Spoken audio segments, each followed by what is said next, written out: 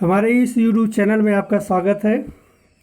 हम UP DElEd second semester के math यानी गणित विषय के चैप्टर वाइज वीडियो लेकर आ रहे हैं। पहला, दूसरा और तीसरा वीडियो अपलोड हो चुका है, आप जाकर प्लेलिस्ट में देख सकते हैं। आज चौथा लेसन है जिसका नाम है प्राकृत और पूर्ण और पूर्णांक तथा परिमेय संख्याओं की अवधारणा। ये बहुत ही आसान लेसन है और इसमें आपको हम एक बार बता देंगे, आप आसानी से समझ लेंगे। सबसे पहले समझते हैं प्राकृत संख्या क्या है, यहीं पे समझ लेते हैं। देखिए, ये प्राकृत लिखा है या प्राकृतिक लिखा है, जो भी लिखा हुआ, अंग्रेजी में इसको नेचुरल नंबर बोलते हैं। क्या बोलते हैं? Natural number. प्रा में क्या है? प्रा और आ एक ना, 1, 2, 3 ऐसी संख्या है जो प्रारंभ हो, यानी जो 1 से लेकर के अनंत तक जाए, इनफाइनिट जाए, उन्हें प्राकृत संख्या नेचुरल नंबर बोलत हैं। ठीक है। अब दूसरा पूर्ण संख्या बोल समझ लो। पूर्ण संख्या क्या है? ऐसी संख्या, देखो पूर्ण में समझो, पूर्ण में ये अड़ा को 0 समझ लो, 0 और 1 समझ लो, जिनकी शुरुआत 1, 2, 3 से होती है, उन्हें पूर्ण संख्या बोलते हैं। क्या बोलत है? पूर्ण संख्या बोलत है। चलिए आगे, यहाँ पे हम अब पूर्णांक को समझते हैं। पूर्णांक जैसे पा में ऐसे माइनस वाली संख्या 0 और 1, यानी जो पॉजिटिव और निगेटिव दोनों संख्याएं हो, साथ में 0 भी हो, वो सभी संख्याएं पूर्णांक संख्या होती है, जिन्हें हम इंटीजर बोलत हैं। क्या बोलते हैं? इंटीजर। ठीक है, इतनी समझ में आई। परिमेय संख्या क्या है? ऐसी संख्याएं जो P/Q के फॉर्म में लिख सकती हैं, P/Q के फॉर्म में लिख सकती हैं, और Q की वैल्यू नॉट इक्वल टू 0, यानी ये वाला 0 ना हो, शून्य ना हो, उन्हें हम क्या बोलते हैं?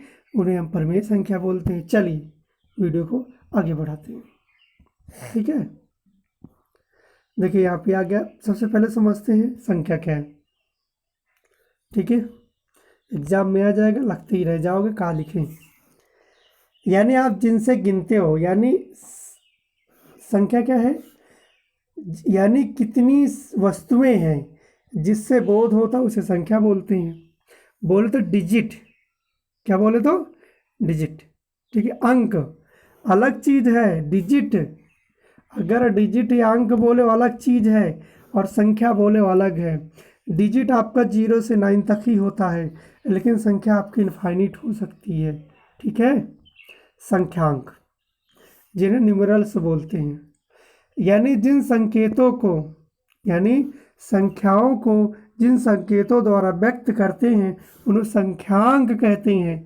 बोले तो अंक, जो अंक प्रयुक्त करते, जिसे भी हम डिजिट बोल रहे थे, वो चीज़ संख्यांक है। ठीक है, अभी हम ये प्राकृत संख्या बता दिए। ठीक है, देख लीजिए। इसके बाद इसमें कुछ चीज़ें आप इसको पढ़ लीजिए। आगे पूर्ण संख्याएं हैं। पूर्ण संख्याएं आप देख सकते हैं, सेम जो हमने बताया था। ये कहाँ से प्रारंभ होती है? 0 से प्रारंभ होती है। ठीक है, यानी प्राकृत संख्याओं में अगर शून्य को शामिल कर देते हैं तो पूर्ण संख्या प्राप्त होती है, और पूर्ण संख्या में अगर निगेटिव को शामिल कर देते हैं तो हमें पूर्णांक बोले तो इंटीजर प्राप्त होता है। धन पूर्णांक बोले तो पॉजिटिव वाली वैल्यू, और ऋण पूर्णांक बोले तो निगेटिव वाली वैल्यू। इसको हम MCQ और अति वेरी शॉर्ट वाले में आपको बता चुकी हैं। ठीक है, जो शून्य ना तो धनात्मक है ना ही ऋणात्मक, इस बात को जरूर ध्यान रखेंगे। परिमेय संख्या बोले तो रेशनल नंबर। क्या? Rational number. देखो, जो P/Q के फॉर्म में ना लिखी जा सके, Q की वैल्यू नॉट इक्वल टू 0 हो, ठीक है, ऐसे व्यक्त करते हैं, उन्हें पूर्णांक संख्या बोलते हैं। ठीक है, अब परिमेय संख्या क्या होती है? वह सभी संख्याएं जिन्हें P/Q के रूप में व्यक्त नहीं किया जा सके, उन्हें अपरिमेय संख्या बोलते हैं। समझे हो कि नहीं? यानी ये अंडर रूट अगर आप ये इसको सॉल्व करोगे, इसको सॉल्व करोगे, तो इसको आप जो है पी अपान क्यू के फॉर्म में नहीं व्यक्त कर सकते हो, ये दशमलव में आ जाएगी। इनकी विशेषताएं देख लीजिए। दो परमेय संख्याओं के बीच असंख्य परमेय संख्या हो सकती है, ये बात सही है। आपके हो सकता है आप हाई स्कूल में पढ़े होंगे, यानी 1/2 से लेकर के और 1/2 के बीच 1/3 के बीच में कितनी परमेय संख्याएं हैं? इनफाइनिट। अब कैसे 1/2 1.1 ऐसे अपना दुनिया भर का निकाल सकते हो। ठीक है, नीचे ये देखो निकाल करके दिखाया गया है। ठीक है, आगे ये इसमें अपरिमेय संख्या है, ये भी अपरिमेय संख्या है। अब जोड़ का सहचर नियम, ये आपके एग्जाम में पूछता है एमसीक्यू में। अब जोड़ का सहचर नियम क्या? परिमेय संख्याओं को किसी भी प्रकार से समूह बनाकर जोड़ा जाता है। अब देखो, अब यहाँ पे ये दिया गया, चाहे इसको पहले जोड़ लो या फिर पहले इसको जोड़ लो, आंसर सेम आएगा। ठीक है, ये सहचर नियम है। ठीक, परिमेय संख्या में जो है गुणा कभी वही नियम लागू होता, चाहे पहले गुणा करो चाहे बाद में गुणा करो, सेम कंडीशन वही है। ठीक है, आगे बढ़ते हैं। इनको आरोही क्रम में लिखना है, बहुत डिफिकल्ट हो गया, कैसे आरोही क्रम में लिखे। पहले क्या करोगे, सबसे पहले 9, 21 और 3 का एलसीएम निकालेंगे, बोले तो लासा। ठीक है, क्या निकालेंगे? लासा। पहले हाँ एक चीज़ इसको क्लियर कर लेती हैं, 103 इसमें से, हाँ 100 से 110 के बीच में भाज्य संख्या कौन कौन सी है? तो 101, 103, 107, 109 है। ठीक है, इसको ध्यान रखिएगा। हाँ आ जाते हैं हम इसमें, तो ये 21 से कितना हो जाएगा? पहले 9 का 3 गुणे 3, और 21 से कितना हो जाएगा? 7 3 21, और माइनस की से 3 रहेगा ही, 3 ये 3 3 का 9 गुणे 7, 9 7 63, माइनस में ना इसको आगे कर देते हैं माइनस को। उसके बाद इसमें कितनी बार गुणा करने पे 9 का गुणा कितने में? 63 में जाएगा, 9 7, तो 7 7 49 हो जाएगा। 21 तिहाई 5 3 15 हो जाएगा, 3 का पहाड़ा 21 बार ना, तो 21 दूना 42। ठीक, अब इसको आप आराम से आरोही अवरोही क्रम में आराम से निकाल सकते हो। सबसे आरोही बोल रहा है ना, सबसे छोटी, तो सबसे छोटी कौन सी है? 1 नंबर पे ये हो जाएगी। ठीक, फिर उससे बड़ी 2 नंबर पे ये, 3 नंबर पे ये। ठीक, अब कर लीजिए।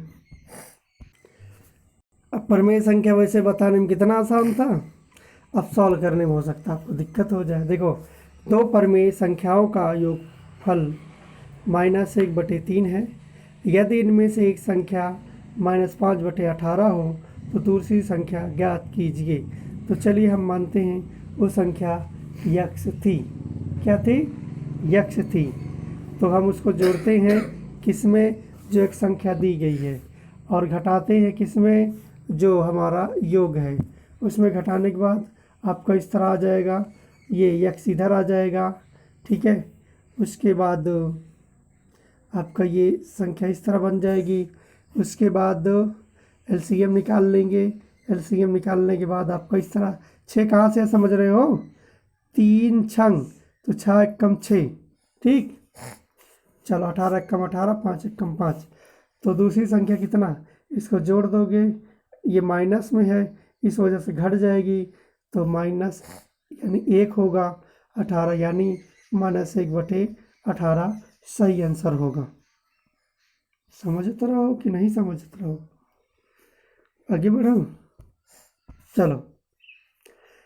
परिमेय संख्याओं में 3/2 और 3/-2 में कौन बड़ी है? ठीक है, तीसरा क्या करते हैं हम? वही मेथड अपनाते हैं, एलसीएम वगैरह या फिर गुणा कर लेते हैं। चलिए, इसमें एलसीएम निकालने की जरूरत इसलिए क्योंकि माइनस यहाँ पे -2 है, इधर 2 है, तो हम क्या करते हैं? माइनस को हटाने -1 से गुणा कर देते हैं। ठीक है, लेकिन यहाँ पे देखिए 3/-2 इक्वल, अब 3 × -1 और 3 × बराबर कितना हो जाएगा, -3, और इसमें कितना हो जाएगा, ये आपका 2 बचेगा, और ये आपका 3/2 है, ये है ना। इसमें आप देख सकते हैं आपका 3/2 बड़ा है, -3/2 छोटा है। चलिए अगला यहाँ पे देख रहे हैं, परिमेय संख्याओं 1/2 और -3/4 में कौन सी बड़ी है। तो हम 1/2 में 2 से गुणा करते हैं, 1 में 2 से गुणा किए और 2 में 2 से गुणा किए, 1 में करते हैं 2 प्राप्त हुआ, इसमें कितना प्राप्त हुआ, 4 प्राप्त हुआ। ऐसा क्यों कर रहे हैं, क्योंकि हमको जो इसका हर है, ऊपर वाले का अंश बोलते हैं, नीचे वाले को हर बोलते हैं। ऊपर वाले का न्यूमिनेटर, नीचे वाले डिनोमिनेटर बोलते हैं, ताकि नीचे वाली समान हो जाए, इसलिए हमको करना पड़ता है। ठीक है, या फिर एलसीएम मेथड अपना लो, तब पर भी हो जाएगा। अब आपके सामने 2/4 है और -3/4, आप सामने देख सकते हो कौन सी बड़ी है। जाहिर सी बात है, आप बोलोगे 2/4 बड़ी है। ठीक, आगे बढ़ते हैं। हाँ देखो, यहाँ पे फिर वही पूर्व रूप लेके चले आए हैं। अब यहाँ पे दूसरी सवाल है, 0/1 और -1/2 में कौन सी बड़ी है। वैसे तो आपके सामने, वैसे आप बता सकते हो कि ये माइनस में चला गया, इसके नीचे चाहे जितनी बड़ी संख्या 100, 50 जितना भी हो, कोई मतलब नहीं कि ये बड़ी है। ठीक है, अब इसको बराबर करने के लिए 2 से गुणा करना पड़े, तभी तो आएगा। यहाँ पे ये देखो गुणा कर दिया गया है। अब कुछ परीक्षा उपयोगी तथ्य आप इस प्रकार देख सकते हैं। पहला प्रश्न आपके सामने, संख्या एवं संख्यांक से आप क्या समझते हैं। ठीक, पहले संख्या बताना क्या है, हेडिंग डालना, फिर संख्यांक बताना क्या है, एग्जाम्पल दे देना थोड़ा बहुत, उसके बाद प्राकृत संख्या बताना, उनकी विशेषताएं बता देना, काम खत्म। ठीक, परिमेय संख्या क्या है, परिमेय संख्या के बारे में बताना, उसके बाद उसकी विशेषता बताना। ठीक, अब नीचे बात में आ गया, पूर्णांक संख्या बताओ, परिमेय संख्या बताओ, पूर्ण संख्या बताओ, और सबसे छोटी पूर्ण संख्या कौन सी है, उसे 0 बोलते हैं। सबसे छोटी प्राकृत संख्या 1 है। ठीक है, एक क्वेश्चन आपके हो सकता है बहुविकल्पी में आ सकता है, इसे सॉल्व कराने के बाद हम देख ले, हो सकता है इसी में हो। 1 क्या है, 1 क्या है, 1 ना तो भाज्य है ना भाज्य है। ठीक, आगे बढ़ते हैं। 0 केवल एक पूर्णांक संख्या में, पूर्ण संख्या में भी आता है और पूर्णांक में भी आता है। ठीक है, इसे पूर्ण नहीं दिया गया, पूर्णांक है। सबसे छोटी पूर्णांक संख्या,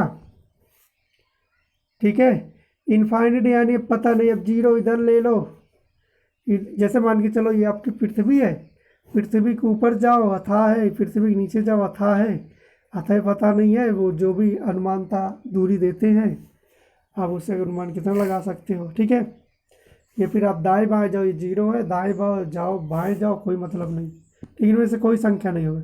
क्रमागत 2 पूर्णांक संख्याओं का अंतर कितना, 1 ही होता है। ठीक है, जैसे 1, 2, इनका अंतर 1, 3, 4, ये तो इसमें 3 का गैप कर दिए, 1, 1 का गैप होगा। ठीक है, किसी पूर्ण संख्या में 0 घटाने पर प्राप्त होती है वही संख्या प्राप्त होगी।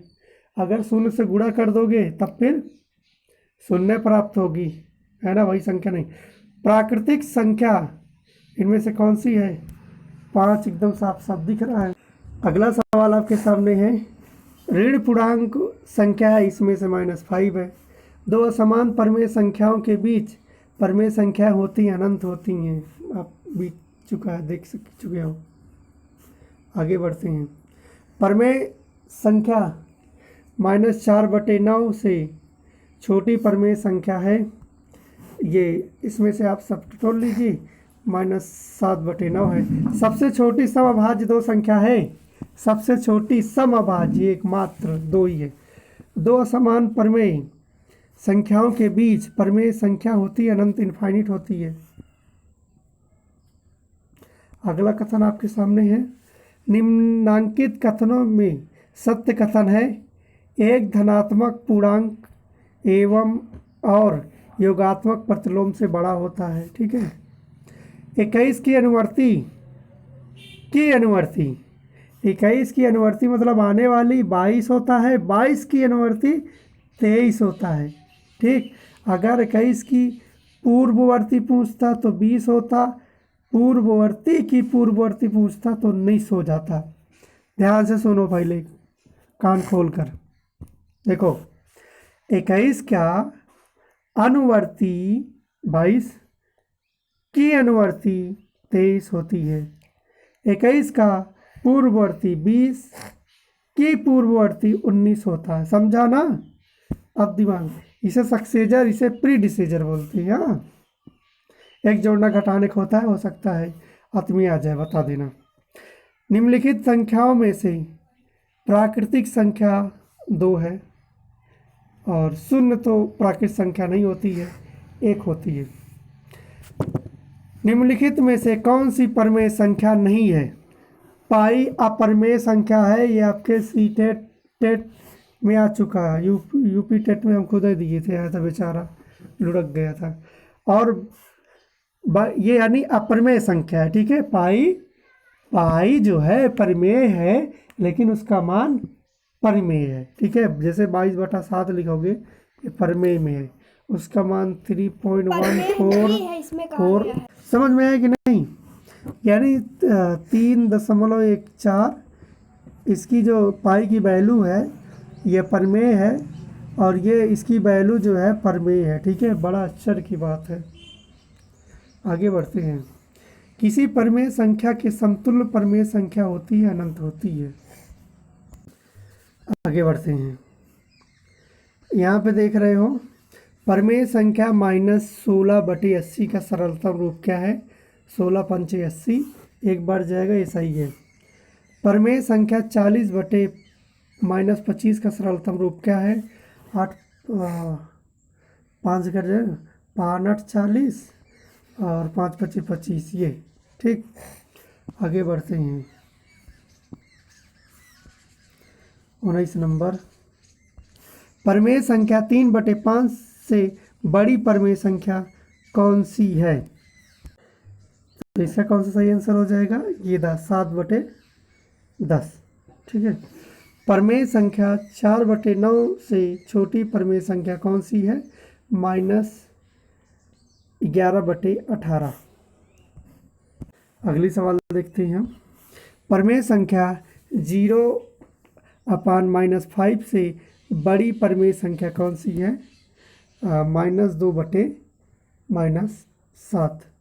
परिमेय निम्नलिखित में से कौन सी परिमेय संख्या नहीं है? ये पाई, क्योंकि ये अपरिमेय है। हाँ, एक बीत चुका है।